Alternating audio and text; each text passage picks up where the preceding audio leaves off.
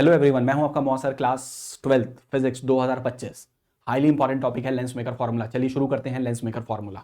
Highly important है class, ठीक है। लेंस मेकर फॉर्मूला, तो क्लास लेंस मेकर फॉर्मूले में जो हमें डेरिवेशन करना है उसमें हम यहाँ पर कॉन्वेक्स लेंस का यूज करने वाले हैं।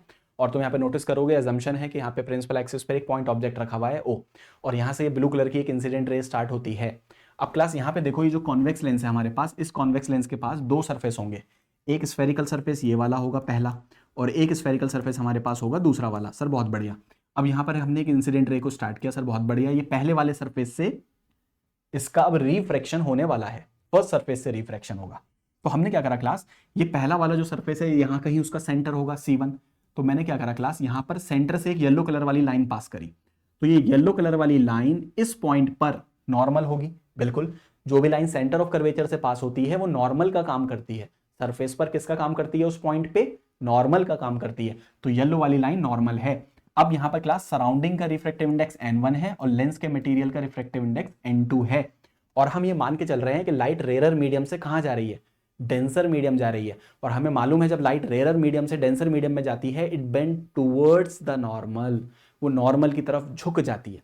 तो क्लास अब हमें इसको नॉर्मल की तरफ झुका देना है, येलो कलर वाली लाइन को, इस इंसिडेंट रे को, ठीक है। तो हमने क्लास को हल्का सा ही नॉर्मल की तरफ ऐसे झुका दिया, ठीक है सर, बहुत बढ़िया। तो ये नॉर्मल की तरफ झुक गई, बहुत बढ़िया क्लास। अब क्लास यहां पर आगे देखो, हल्का सा बन जा भाई, क्यों परेशान कर रहा है पेपर से पहले, ठीक है। ये बन गई क्लास नॉर्मल की तरफ। अब क्लास तुम यहां पे नोटिस करोगे कि ये वाली जो लाइन है हमारे पास, ये वाली जो लाइन है, ये अगर आगे जाती ये वाली रे, तो ये कहीं यहां जाकर मिलती। जी सर, बिल्कुल यहां जाकर मिलेगी ऐसे।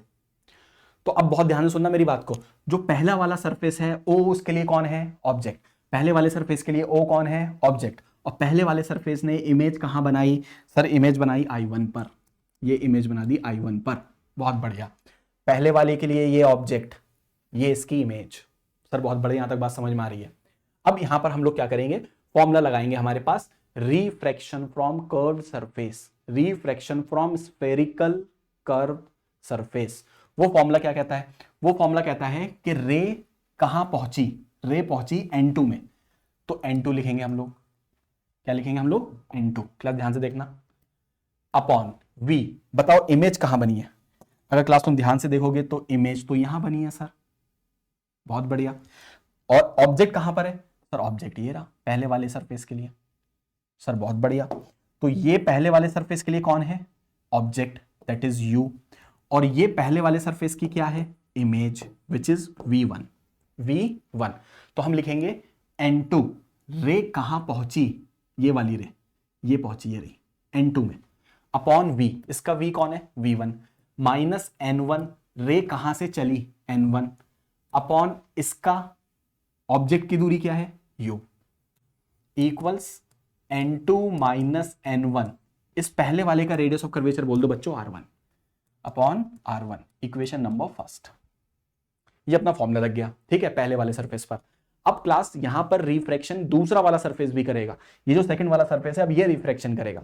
अब इसके केस में देखो, इसके केस में अगर तुम ध्यान से देखो तो ये वाली रे, ये इसकी इंसिडेंट रे है। और इसके बाद अब रे जा रही है डेंसर से रेयरर, अब रे जा रही है डेंसर मीडियम से रेयरर मीडियम। तो अब पहले इसका नॉर्मल ट्रेस करते हैं कहां है।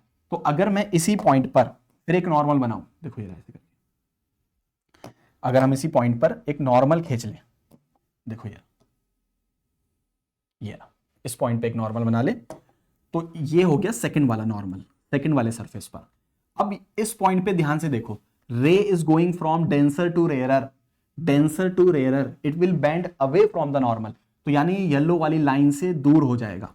तो जब ये येलो वाली लाइन से दूर होगा बच्चों, तो इसका जो हमारे पास आएगा वो फाइनल रे यहां कहीं बन जाएगी, ये फाइनल इमेज बन जाएगी, bend away from the normal. तो ये हमारी फाइनल इमेज बन गई कितनी बच्चों, आई। तो सर बहुत बढ़िया, ये फाइनल इमेज बन गई हमारे पास। तो इसकी दूरी कुछ होगी, बिल्कुल होगी इसकी दूरी क्या कहलाएगी हमारी, V। इसकी दूरी क्या कहलाएगी, V। लेकिन बच्चों यहां पर एक बहुत ही इंपॉर्टेंट बात है समझने की, वो ये कि दूसरे वाले सरफेस के लिए ये कौन है, ऑब्जेक्ट, वर्चुअल ऑब्जेक्ट। देखो रे यहां से स्टार्ट हो रही है ना, ये, और ये फाइनल रे है, ये वाली नीचे की तरफ जो आ रही है ये। तो ये इस वाले सेकंड वाले सरफेस के लिए किसका काम करेगा, ऑब्जेक्ट, और ये उसकी क्या बनी, इमेज। फिर से सुन लो, पहले वाले के लिए ये कौन ऑब्जेक्ट, ये कौन इमेज, लेकिन दूसरे वाले सरफेस के लिए ये कौन ऑब्जेक्ट और ये इसकी फाइनल इमेज। तो इस वाले के लिए अगर हम फॉर्मूला लगाते हैं तो फॉर्मूला लगेगा n2। अब रे कहां पहुंची, फिर से n1 में आ गई, तो n1 अपॉन v माइनस रे कहां से चली, n2 अपॉन ऑब्जेक्ट की दूरी u है या v1 है, v1 है इस बार, ऑब्जेक्ट की दूरी कितनी है v1, n1 माइनस n2, यहां पर वही लिखते हैं n1 माइनस n2, जैसे ये n2 माइनस n1 अपॉन में कितना r2, इक्वेशन नंबर सेकंड। अब फटाफट क्लास बहुत ही सिंपल है, इक्वेशन फर्स्ट और सेकंड को जोड़ लो। जैसे इक्वेशन फर्स्ट और सेकंड को हम जोड़ेंगे देखो, तो तुम नोटिस करोगे n2/v1 ये कैंसिल हो जाएगा, तो क्या बचेगा यहां पर देखो, यहां पे बचेगा हमारे पास n1 upon v minus n1 upon u equals n2 minus n1 r1 plus n1 minus n2 r2। बहुत बढ़िया, तो यहां से कुछ कॉमन आ रहा है, n1 कॉमन आ रहा है, तो 1 upon v minus 1 upon u equals, यहां से माइनस कॉमन ले लो और n2 माइनस n1 भी कॉमन ले लो, तो यहां जैसे ही n2 माइनस n1 कॉमन लोगे तो 1 अपॉन r1, ये उल्टा पुल्टा n2 माइनस n1 है ना, तो ये माइनस हो जाएगा 1 अपॉन r2। सर बहुत बढ़िया, n1 को इसके नीचे ले आओ, तो ये आ जाएगा 1 upon v minus 1 upon u equals n2 minus n1 upon में क्या लाए बच्चों, n1 को लेकर आए, n1 1 upon r1 minus 1 upon r2, n1 अलग कर लो ऐसे, इसके नीचे भी n1, इसके नीचे भी n1, 1 upon v minus 1 upon u, n2 upon n1 minus 1, 1 upon r1 minus 1 upon r2। Class 1 upon v minus 1 upon u किसके बराबर होता है, 1 अपॉन f के बराबर, तो 1 upon f n2 upon n1 minus 1, 1 upon r1 minus 1 upon r2। तो बच्चों ये हमारे पास फाइनल इक्वेशन आ गई लेंस मेकर फॉर्मूला की, लेंस मेकर फॉर्मूला। तो फटाफट एक बार और समझ लो, कॉन्वेक्स लेंस था जी सर, एक सरफेस दो सरफेस, पहले वाले सरफेस के लिए ऑब्जेक्ट, ये उसकी इमेज, बहुत बढ़िया, ray rarer to denser bend towards the normal, बहुत बढ़िया, दूसरे वाले सरफेस के लिए ये ऑब्जेक्ट ये इमेज, ये ऑब्जेक्ट ये इमेज, बहुत बढ़िया, इस बार रे जा रही थी डेंसर से rare bend away from the normal, बहुत बढ़िया। उसके बाद दोनों सरफेस के लिए हमने इक्वेशन लगा ली और इक्वेशन लगाने के बाद दोनों को ऐड करा और फाइनल आंसर आ गया, ठीक है। तो क्लास हमारे पास फाइनल आंसर कितना बना, हमारे पास बना 1 upon F equals n2 upon n1 minus 1, 1 upon r1 minus 1 upon r2। अब क्लास यहां पर कुछ मैं इंपॉर्टेंट बातें बताता हूं, इस फॉर्मूले पे बेस्ड न्यूमेरिकल और कॉन्सेप्चुअल सवाल हाईली इंपॉर्टेंट है, ध्यान से सुनना है। सबसे पहले यहां पर f कौन है, तो सर ये तो है अपनी फोकल लेंथ, बहुत बढ़िया, फोकल लेंथ। इस फोकल लेंथ में ध्यान रखना है, अगर कन्वर्जिंग लेंस होगा, अगर ये कन्वर्जिंग लेंस की तरह बिहेव करेगा तो ये पॉजिटिव आती है, और अगर ये डाइवर्जिंग लेंस की तरह बिहेव करेगा, क्या सर कॉन्वेक्स लेंस डाइवर्जिंग की तरह, बिल्कुल कर सकता है, तो यहां पर फोकल लेंथ कैसी आ जाएगी, नेगेटिव आनी चाहिए, ठीक है। एक बात ये अभी प्रूव करते हैं कैसे। उसके बाद यहां पर n1 जो होगा हमारे पास वो रिफ्रैक्टिव इंडेक्स है ऑफ किसका, सराउंडिंग्स का, लेंस के आसपास, एयर भी हो सकती है, कोई लिक्विड भी हो सकता है, और n2 रिफ्रैक्टिव इंडेक्स है किसका, लेंस मटेरियल का, किसका है बच्चों, लेंस के मटेरियल का है, बहुत बढ़िया। r1 कौन है सर, r1 है पहले वाले सरफेस का रेडियस ऑफ कर्वेचर, और r2 है सेकंड वाले सरफेस का रेडियस ऑफ कर्वेचर। इस पूरे फैक्टर के लिए हमें कुछ बातें याद रखनी होंगी नोट्स के तौर पर, जो न्यूमेरिकल में हेल्प करेंगी। जैसे फॉर एग्जांपल ये कॉन्वेक्स लेंस है, ये r1 है और ये हमारा r2 है। ऑब्वियस बात है बच्चों, r1 हमें इस तरफ मिलेगा और ये साइड हमारी पॉजिटिव है, क्योंकि रे जिस डायरेक्शन में चलती है वो साइड हमारी पॉजिटिव और उसके अपोजिट नेगेटिव होती है। तो r1 क्योंकि इस तरफ मिलेगा तो will be consider as positive, और r2 इस तरफ मिलेगा तो will be consider as negative. तो 1 upon r1 minus 1 upon r2, r1 positive है बिल्कुल, r2 नेगेटिव है, नेगेटिव नेगेटिव पॉजिटिव, यानी ये पूरा फैक्टर जो है पॉजिटिव आएगा। कौन से लेंस के लिए बच्चों पॉजिटिव आएगा, कॉन्वेक्स लेंस के लिए ये हमेशा पॉजिटिव आएगा, इसको बहुत अच्छे से ध्यान रखना है। उसके बाद सर और क्या बातें हैं, फॉर एग्जाम्पल ये हमारे पास कॉनकेव लेंस है, कौन सा लेंस है, कॉनकेव लेंस। अब अगर तुम कॉनकेव लेंस में देखो, ये r1 है और ये r2 है, ये साइड बच्चों हमारी पॉजिटिव रहनी है, ये साइड हमारी नेगेटिव रहनी है। r1 इस तरफ मिलेगा तो नेगेटिव होगा, r2 इस तरफ मिलेगा तो पॉजिटिव होगा। अगर हम देखें 1/r1 माइनस 1/r2, ये चीज नेगेटिव है और ये पॉजिटिव है, तो ये भी एक नेगेटिव नंबर है, ये भी एक नेगेटिव नंबर है, तो ये ओवरऑल हमेशा नेगेटिव आएगा। कौन से लेंस के लिए आएगा सर? ये कॉनकेव, कॉनकेव लेंस के लिए ये ऑलवेज कैसा आएगा? नेगेटिव आएगा। ठीक है, तो कुछ बातें हमें यहां पर याद रखनी है, किसके लिए? इस लेंस मेकर फॉर्मूले के लिए। ठीक है, अब सर इस पे और इंपॉर्टेंट क्या आ सकता है? अब समझो, क्या ये पॉसिबल है सर कि मान लो हमारे पास ऐसा एक कॉन्वेक्स लेंस हो और कॉन्वेक्स लेंस में एक ऐसी रे दे रखी हो और ये डाइवर्जिंग की तरह बिहेव करे, यानी अभी मैंने पिछले वीडियो में स्लाइड में बताया, यानी फोकल लेंथ इसकी कैसी आ जाए? नेगेटिव आ जाए। क्या ऐसा पॉसिबल है? सर बिल्कुल पॉसिबल है। कब पॉसिबल है? तो समझ लो ये n1 दे रखा है और ये n2 दे रखा है।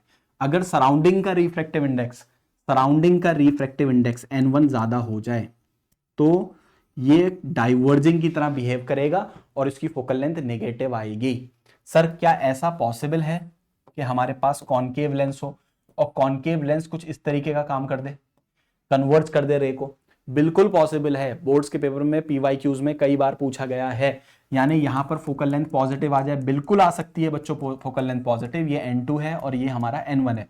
मान लो सराउंडिंग का रिफ्रैक्टिव इंडेक्स ज्यादा हो जाए, सराउंडिंग का रिफ्रैक्टिव इंडेक्स बच्चों कैसा हो जाए? ज्यादा हो जाए, तो ये बिहेवियर उल्टा करेगा, यानी इसकी फोकल लेंथ पॉजिटिव आएगी और it will behave like a converging lens. कैसा बिहेव करेगा? लाइक अ कन्वर्जिंग लेंस की तरह बिहेव करेगा। सर बहुत बढ़िया। सर और बताइए, क्या ऐसा पॉसिबल है हमारे पास ऐसा डायग्राम आ जाए, कॉन्वेक्स लेंस है और रे ऑफ लाइट बिल्कुल सीधी चली है, ना तो ये कन्वर्ज करे ना ये डाइवर्ज करे? बिल्कुल हो सकता है। कब? ये n1 है और ये n2 है, अगर n1 और n2 इक्वल हो जाए। सेम कॉनकेव लेंस में भी पॉसिबल है।